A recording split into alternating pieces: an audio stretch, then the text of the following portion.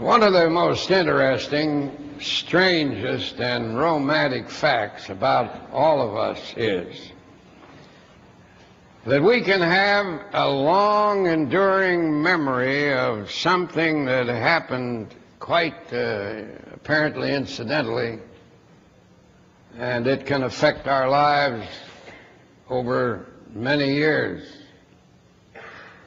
When I was quite young, I lived in Syracuse, New York. And during the Lenten season, they brought to Syracuse one of the most famous men of that period. He spoke at a noonday Lenten service in the vast auditorium of the First Baptist Church of Syracuse. I was sitting out in the audience. This has been a little over 50 years ago. This man came out. He was famous as an intellectual. And he stated,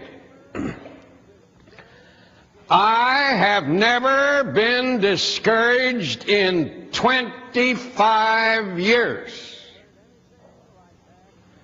Now, I had never heard anything like that in my life before.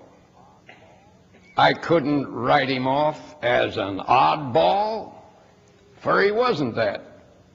He was a man of great intellectual prowess. Nor could I dispose of him as a crank, for he had the reputation of being a very scientific gentleman. His name, and it's a name that will be remembered by some of you, although he's been deceased for a long time now. His name was Dr. E. Stanley Jones. He was for many years a missionary to India. He worked with the upper classes, that is, the intellectuals of India. He won them to Christ by the thousands, by the orderly argument which he was able to mount. A great genius. But on this particular occasion, he said that the reason he hadn't been discouraged in 25 years was that he discovered a simple, workable secret. He had been trying to carry everything himself, and as a result, he'd had 2 nervous breakdowns. Finally, in despair,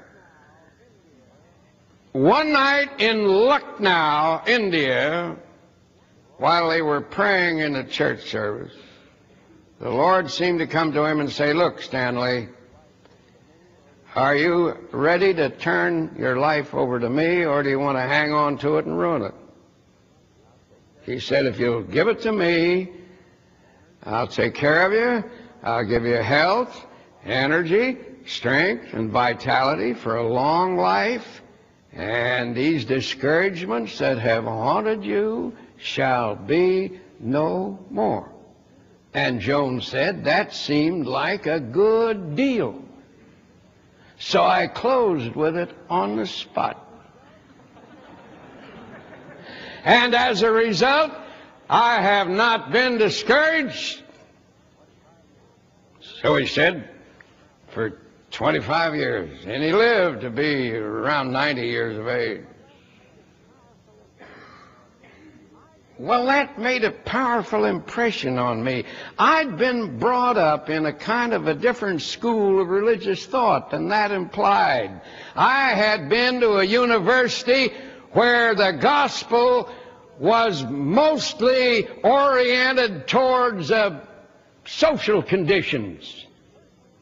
And this idea that a person could actually overcome discouragement in 1 minute of time and never have it again for a quarter of a century was more than I could take, intellectually. But I admired him, I respected him, I knew he was telling the truth as he saw it. Later on, I owe him a great deal of gratitude. He led me into a realization that you can be intellectually out in front and at the same time in the center personally in your faith. So as far as that's the sermon that I have in mind today, and I've only been talking about 3 minutes.